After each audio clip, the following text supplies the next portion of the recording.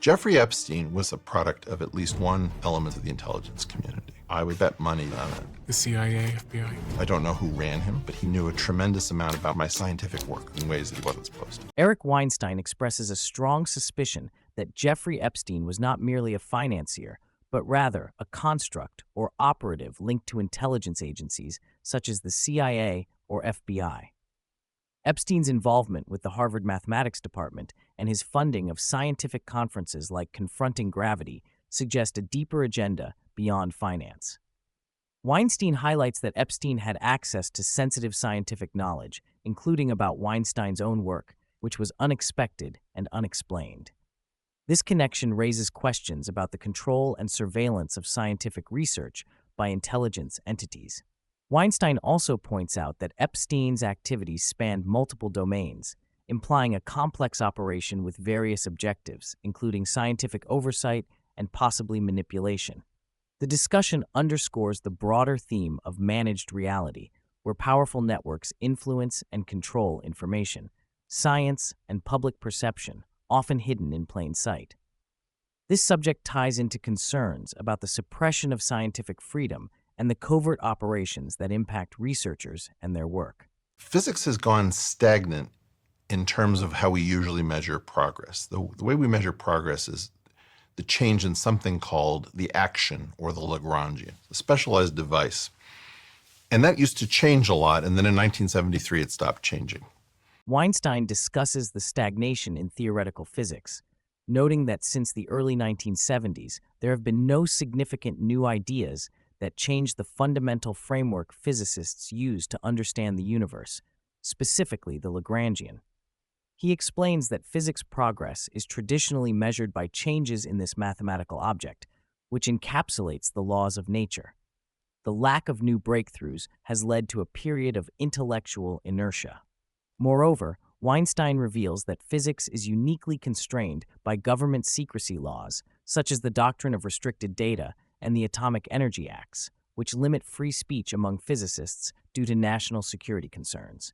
This legal framework effectively censors potentially revolutionary ideas, especially those related to nuclear physics and weapons.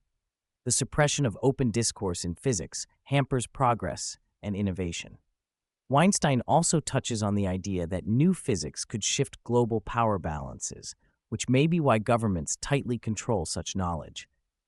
This environment creates a paradox where the most powerful scientific field is also the most restricted, leading to frustration among researchers and a disconnect between scientific potential and societal advancement.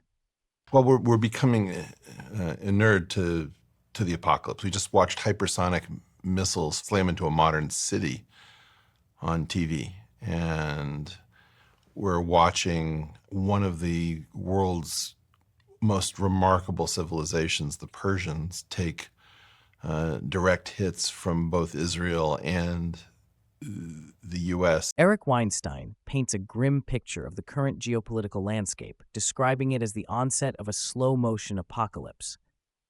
He references recent events such as hypersonic missile strikes and escalating conflicts involving Israel, the U.S., and Iran, referred to as Persians.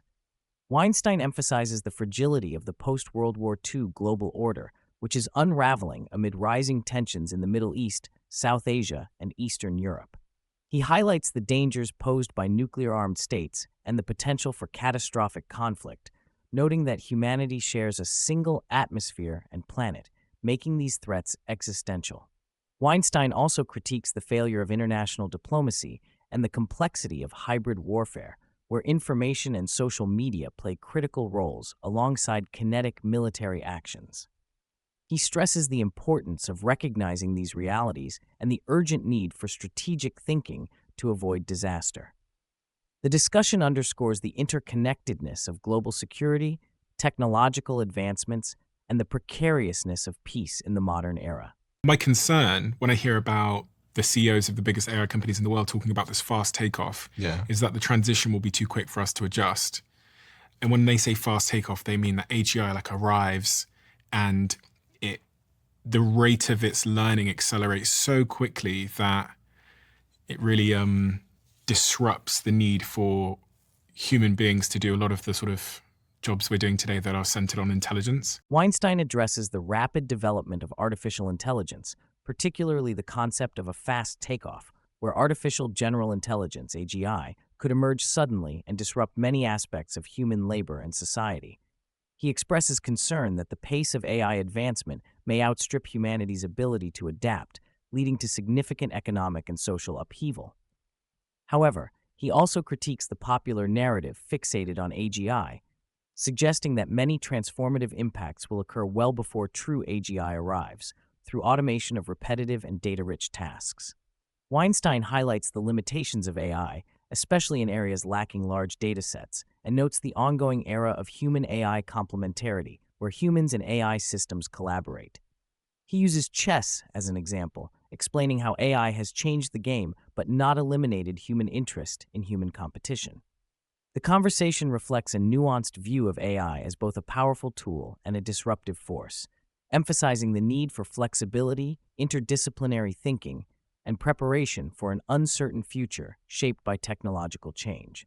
I think we need to ladder up to things to feel like anchored and content in life. Like we start with ourselves and we ladder up to family, then community, then maybe a mission or a purpose, and then maybe to something transcendent. And it feels like because of the design of our lives and the optimization of it, we're increasingly laddering up to just ourselves. Weinstein reflects on the human need for meaning and connection, proposing a hierarchy or ladder of anchoring points that start with the self and extend outward to family, community, purpose, and ultimately something transcendent.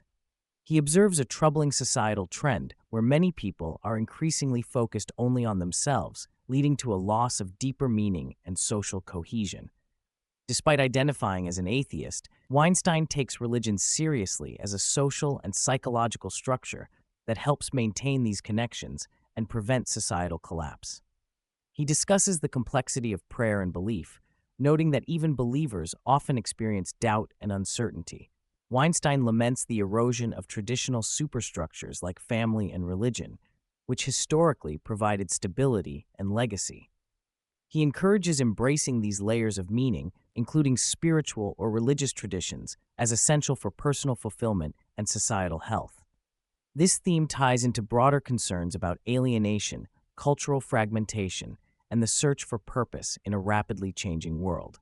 So I think Elon is 100% right. We've got to get to another sphere. But he's being a complete when it comes to science, and he's being a total hero when it comes to engineering. But you can't engineer your way to the stars with the science we have. Weinstein agrees with Elon Musk's vision that humanity must expand beyond Earth to ensure its survival, emphasizing the necessity of reaching another sphere or celestial body. However, he critiques Musk's focus on engineering solutions like Mars colonization without sufficient investment in fundamental physics, which is crucial for breakthroughs that would make interstellar travel feasible. Weinstein argues that current science limits our ability to engineer space travel at the scale and speed needed to truly explore the cosmos. He stresses that physics, not just engineering, holds the key to unlocking the universe and securing humanity's future. The conversation highlights the urgency of addressing Earth's vulnerabilities, such as climate change, pandemics, and nuclear threats, while simultaneously pursuing ambitious scientific research to open new frontiers. Weinstein's perspective calls for a balanced approach that combines visionary engineering with deep scientific inquiry to achieve a sustainable and expansive future for humanity. We live in managed reality. We are all in some version of the Truman Show. And you can look at it, you can Google it. I can give you 1 million search terms, and every time I give 1 million search terms, you'll watch my reputation get torn apart. Weinstein discusses the concept of managed reality, where powerful institutions and networks control information, narratives, and public perception to maintain social and political order. He likens this to living inside a Truman Show-like environment, where much of what people see and believe is curated or manipulated.